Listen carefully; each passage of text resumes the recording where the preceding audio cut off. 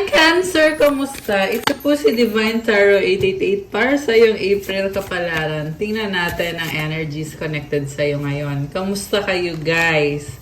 Comment present para alam kong nanonood kayo. Face inner demons. Don't be afraid of darkness. There's a light nearby. Transform, integrate.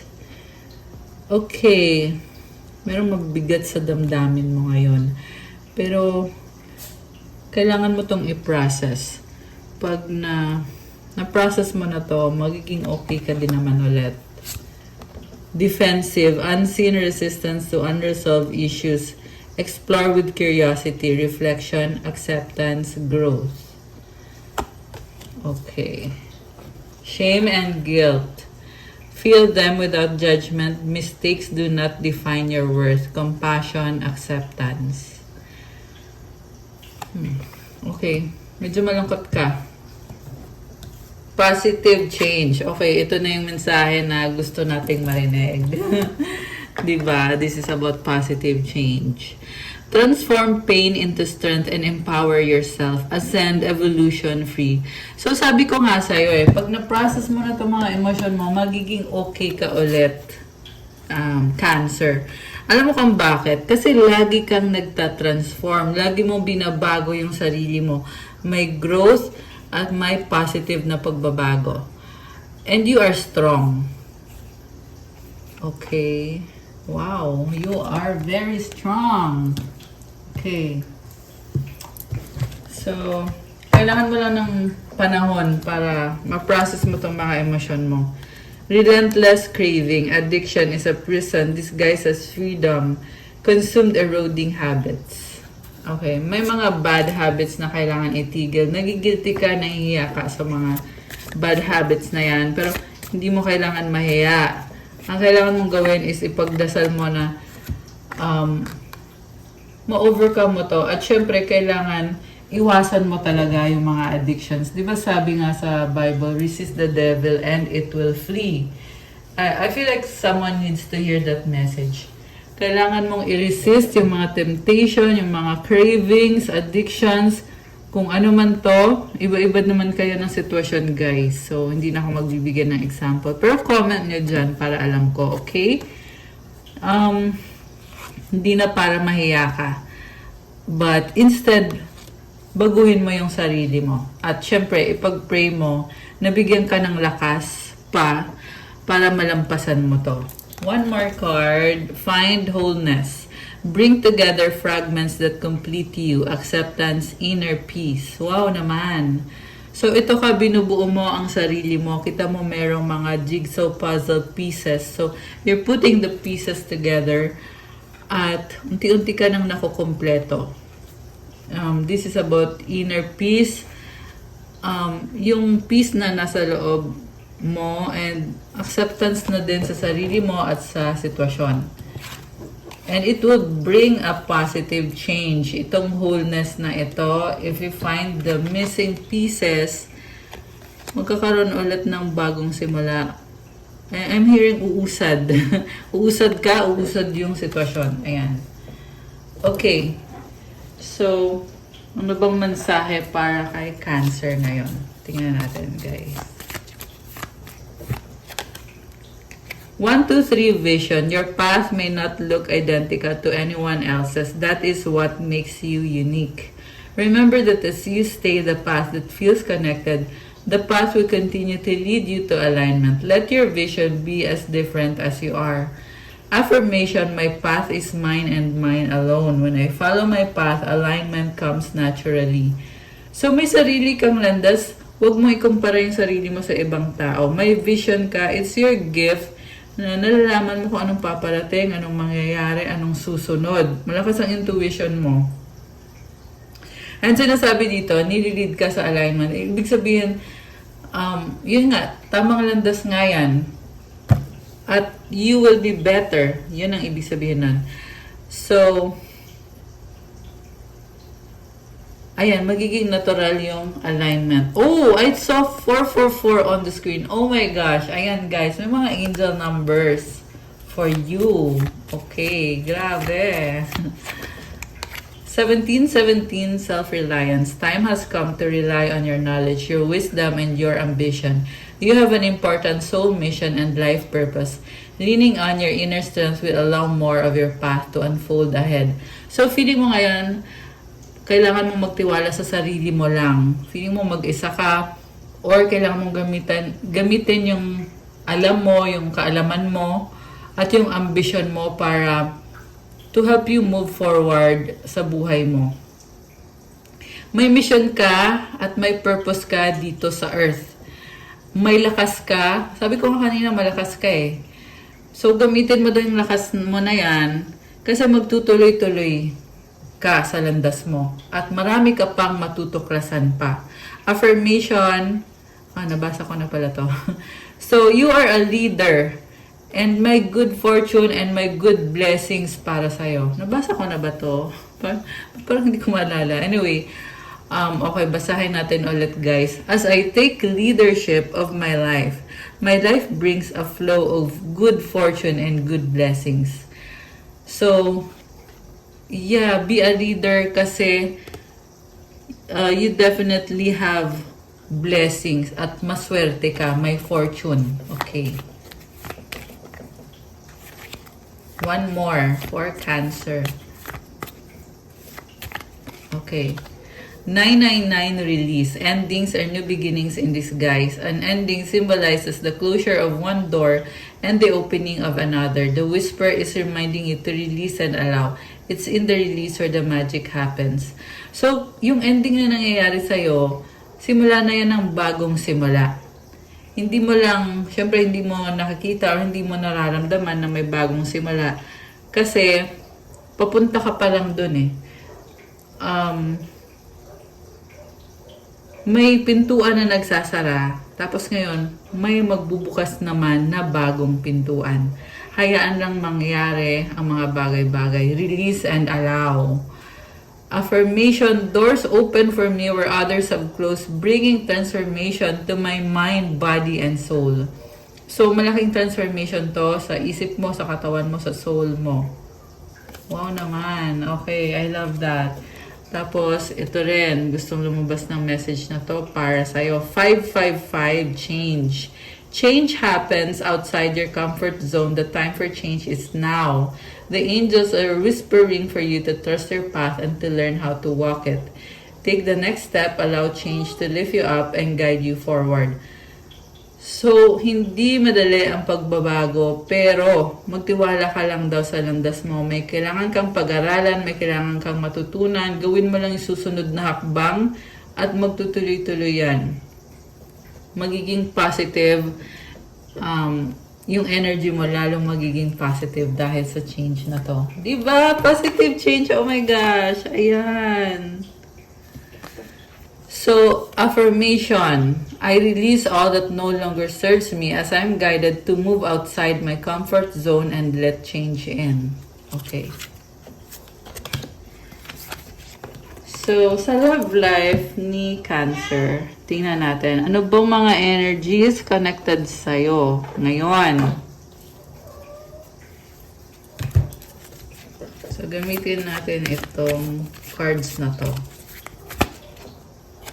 Moment. Think of a special moment that brought you so much joy with your partner.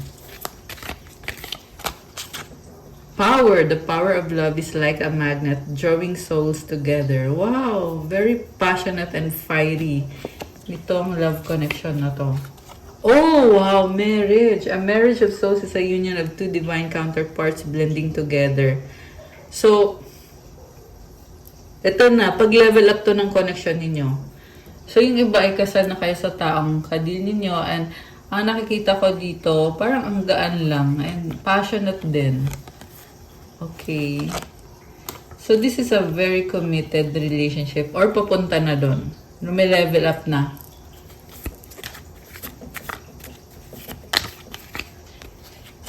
Confusion. Oh my gosh, what happened?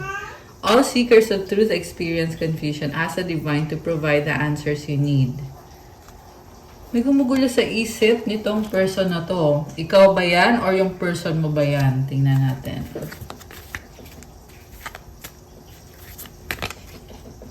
connection. Your connection is eternal and unbreakable. Okay. One more. Guilt. Don't let guilt get in the way of happiness. So, may nagigilty. Emotions, look deep within your emotions. Sobrang emotional. Clarity, take time to think about your situation to gain clarity. Okay, and receptive, be ready to receive what fate has planned for you. Yin-yang, like the yin-yang symbol, twin flames contain an aspect of each other's character within themselves. Okay, telepathic, close soul connections are harmoniously synchronized, creating moments of telepathy. Let go. Sometimes it's best to let go and let the universe work things out in divine timing. May mga bagay na hindi mo makontrol, okay? Yung person na ka-deal mo ay very emotional din at nababasa niyo yung isip ng isa't isa. And yun yang kayo, so, ayun, binabalansa niya nga yung isa't isa. Kung ano yung 11:11 on the screen, ayan. Napala, baka naririnig niyo yung maingay dito is yung aking alagang pusa.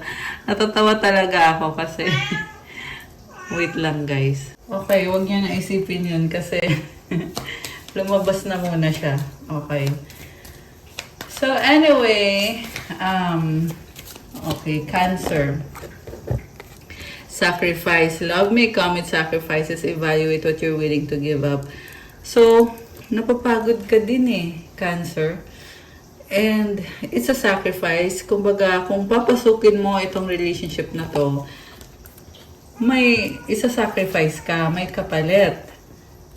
Pero, actually, depende yan sa kung paano mo tingnan yung sitwasyon. Kasi kung mahal mo naman yung tao, baliwala itong sacrifice na to, di ba? Sparks. Keep the sparks flying. Surprise each other with gestures of love. Unseen love can be blind. Ensure you're not overlooking red flags. Together, find joy in the simple pleasures of just being together. So, may mga bagay na hindi mo nakikita. Alright, una sa lahat, full of passion kayo nitong person na to, pero may trust issue din eh. More on, ikaw or yung person mo, nakamaskara eh. So, hindi ka sure kung ito ba may tinatago ba to sa akin or baka nahihiya lang. Pero mahal niyo isa't isa. Ayan o. Masaya kayo sa isa't isa. Abundance. Open your heart to receive the abundant love the universe has to offer. So that's a good card. Apology. Never underestimate the power of a heartfelt apology. Trust. Guard your heart. Not everyone deserves your trust. Sabi ko na eh, this is about trust issue. Okay. Magsasorry. Yung person mo may ginawa na hindi mo nagustuhan, kaya ngayon parang wala kang tiwala sa kanya. Marami kang hindi alam. Pero, di mo naman alam talaga kung ano yung intention niya. Okay? Yan ang titingnan natin kung papakita ba sa atin dito sa reading ngayon. Window. A new adventure in love is coming. Get ready. Gifts. Love's greatest gift is the ability to truly understand one another. Ayun naman pala, hindi mo din matitiis tong taong to kasi gift siya sa'yo. Right path. Love is a beautiful journey and you're on the right path. Okay, may tumalikod. Secrets. Something is hidden from you. Someone isn't being truthful. Dreams. Look to your dreams. They hold all the answers you seek. Alam mo, pareho lang kayo may mga pangarap. So, mukhang dyan kayo hindi nagkakasundo nitong person mo. Kasi, may mga bagay na tinatago sa'yo to. Pero, so far, sa nakikita ko, good vibes naman yung person na ka-deal mo. Okay? Ayan. Remember, general reading po ito, hindi po sa lahat magre-resonate. Okay? Pero pag nag-resonate kayo, comment nyo para alam ko. Settling. Avoid settling for less than you deserve in love. Hindi ka kontento. Yung feeling mo talaga may tinatago sa'yo. Sa totoo lang, paranoid ka. Ayan yung nakikita ko dito. Butterfly, you will meet a new love interest at a party or a night out. Mukhang may party kayong pupuntahan. Pero like I said, ang nakita ko dito, hindi ka mapakali, paranoid. Illusions, be aware of love's illusions, see reality clearly. Okay. Kailangan mong maliwanagan. Ano bang mga mensahe nitong person mo para sa'yo? Sige, tingnan natin. Mensahe para kay Cancer. You are my peace. Wow. I'm excited for our future.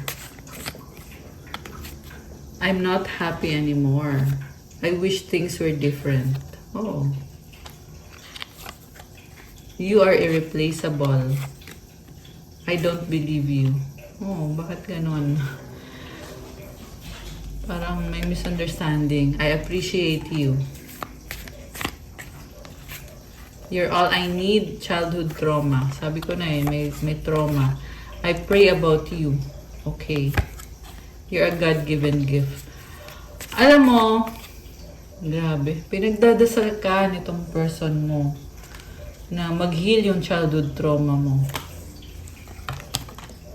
Okay. Hindi siya masaya ngayon for some reason. Okay, hindi siya masaya. Pero yung cause ng pagiging hindi masaya ay hindi dahil sa relationship, but dahil sa personal niya. Personal issue niya. Pwedeng dahil sa career niya or kung anong pinagdadaanan nitong person mo. May mga gusto siyang baguhin sa buhay niya. Sabi ko na I'm struggling right now.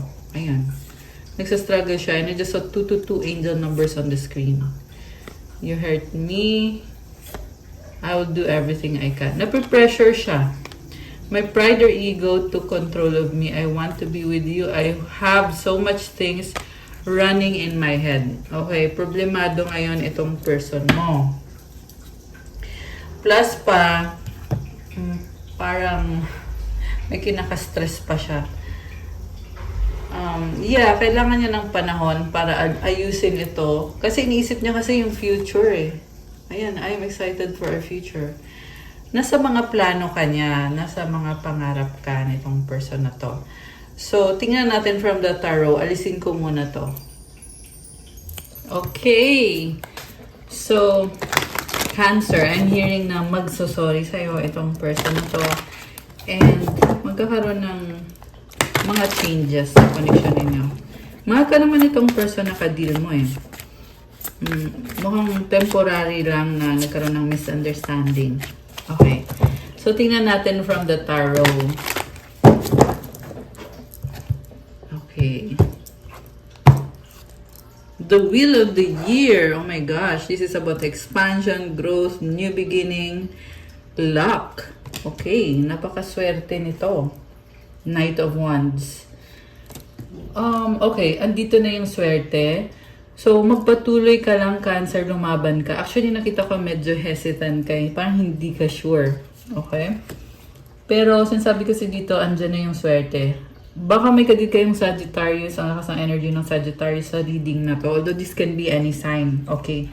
Temperance is about patience. 5 of Wands. The Emperor. Aries energy. 7 of Swords. 6 of Cups sa bottom of the deck. Okay, tingnan natin.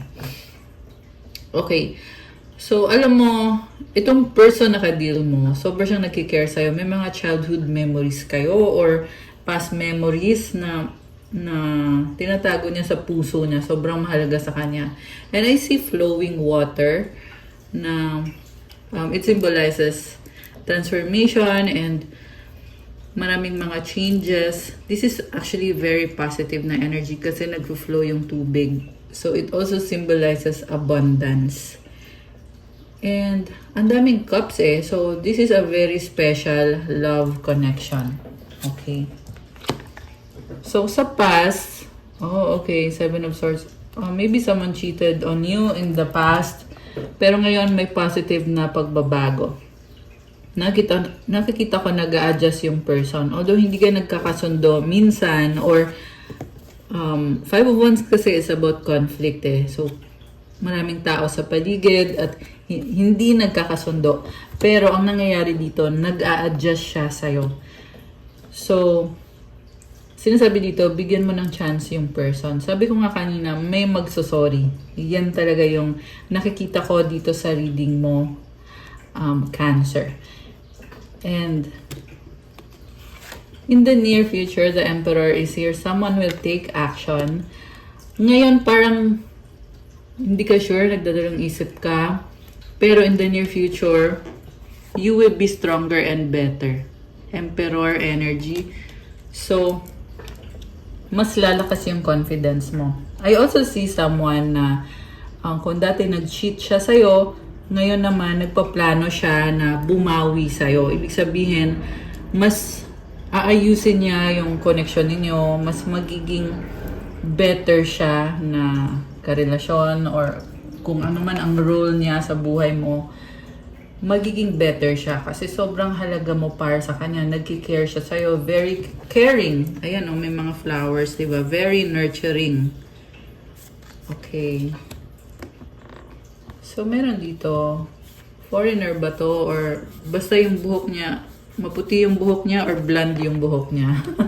Baka may white hair na yan. Okay. Or baka blonde. Baka nagpakulay ng buhok. Okay.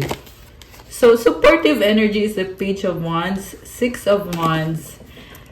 Mutual energy is the Eight of Wands. The outcome is the Two of Swords. Meron pa rin pagdadalawang isip dito. Pero this is also energy of friendship na, kumbaga, may mga changes na kailangan yung mag-adjust. Pero sa nakikita ko, talagang umuusad yung connection. May bagong energy. Ayan Page of Wands. And then, there is also victory and success and public recognition. So, posible na yung taong kadil mo ay marami tong tagahanga or nasa spotlight siya, maraming nakakakilala sa kanya, and maraming nagmamahal. Nakakatuwa naman. Okay. So, ikaw naman dito, bagong-bago yung energy. Cancer. Parang may sinasabi siya. Tingnan mo yung facial expression niya. So, siguro ikaw, ganun kapag nakikipag-usap, may mga iba-ibang facial expressions. Pwedeng baliktad to, pwedeng ito yung person mo. And then, may nakita kong bundok sa background. So, baka ay may magta-travel or mahilig sa nature or sa bundok. Okay. Eight of Wands, this is about communication, travel, back and forth communication. Okay. So, may mga pag-uusap, mukhang maraming mangyayari pa dito sa connection na to. Hindi ito katapusan, but nagpapatuloy lang itong connection na to for you, Cancer. Okay. With the Two of Swords, may mga bagay lang na feel mo hindi mo alam yung mga bagay-bagay. Pero, sa isip mo lang to. Okay? Kasi, yung blindfold kasi sa mata mo, pwede mo namang tanggalin yan eh. Fear din kasi to. May something sa'yo na natatakot ka na baka ganito yung mangyari, baka ganyan. So, ang masasabi ko lang dito, wag mong pangunahan. Okay? As long as okay ka naman, okay naman yung person mo ngayon. So calm your thoughts and your heart. Be present in the moment. May momentum. Okay? I feel like hinihintay mo itong person na to. May gusto kang gawin or gustong sabihin. Pwedeng baliktad. Pwedeng siya yung hinihintay ka, may sasabihin, may gagawin. Ayan. Sabi ko nga pagpapatuloy lang to, hindi pa to katapusan. Marami pang mangyayari. And that's what is coming towards you. The world. Ayan. This is about endings and new beginnings. Kumbaga, ayun. Ending, pagbabago. And there is also travel ulit. Ayan. Parang marami kayong travel, Oh, Justice card. This is all about balance. And the Strength card is also here.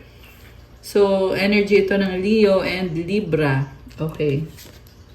So, ang lakas ng energy ng fire sign, Aries, Leo, Sagittarius, air sign, Gemini, Libra, Aquarius, although this can be any sign. Okay. Actually, lahat naman ng sign andito naman. Konti lang yung, yung konti is the earth sign, Capricorn, Taurus, Virgo. You are strong, Cancer. Okay, tandaan mo yan. And kaya mo ikalma yung sarili mo. You're a manifestor. So, ang masasabi ko lang is mukhang nasa tamang landas ka ngayon. Magpatuloy ka lang. Two of Cups. Kasunduan. Wow naman! Ayan magkakaayos kayo, mag-uusap. This could be apology, reconciliation, meeting. May commitment tingnan mo, nakatali yung mga kamay. Wow naman! This is a very positive energy. Kuha kita ng sagot sa wish mo, kaya isipin mo ngayon yung wish mo. Isipin mo ngayon. Okay? Isipin mo na. Now na. Char. Now na.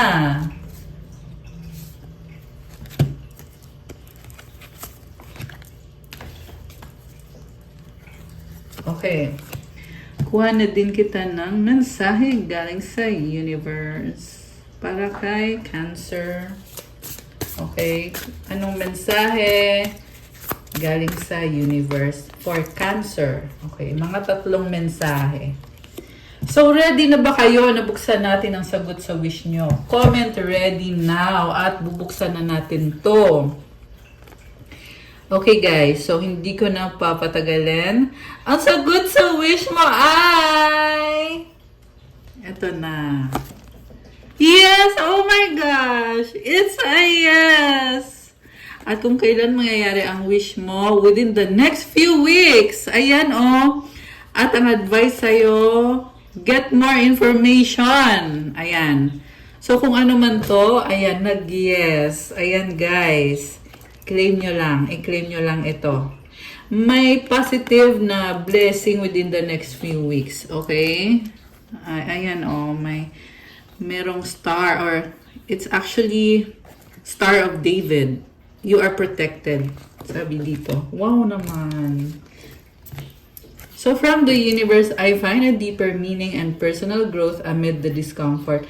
Nag-grow ka, magpatuloy ka lang, lumaban ka lang. Andyan si God, andyan si universe, sinusuportahan ka.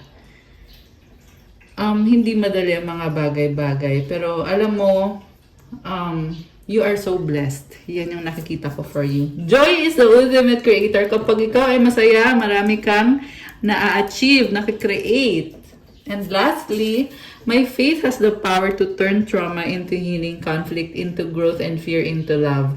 Kaya palagi kang may faith. Dapat palagi kang may faith. Kasi nagkakaroon ka ng healing, nagkakaroon ka ng growth at ng pagmamahal sa buhay mo. Natatransform mo yung energy to make it better always. I love it. Napaka-positive. So that's all for your love kapalaran for April, Cancer. Please like, comment, subscribe, hit the notification bell. Kung nag-resonate kayo at kailangan nyo ng more information, pwede kayong magpa-private reading. Message nyo ko sa Viber or sa WhatsApp. Nasa description box po yung contact details ko. So again, sa Viber and sa WhatsApp lang po. At may promo tayo ngayon from April 21, 2026 hanggang April 30, 2026. To avail the promo for the private reading, mag-message po kayo sa Viber or sa WhatsApp.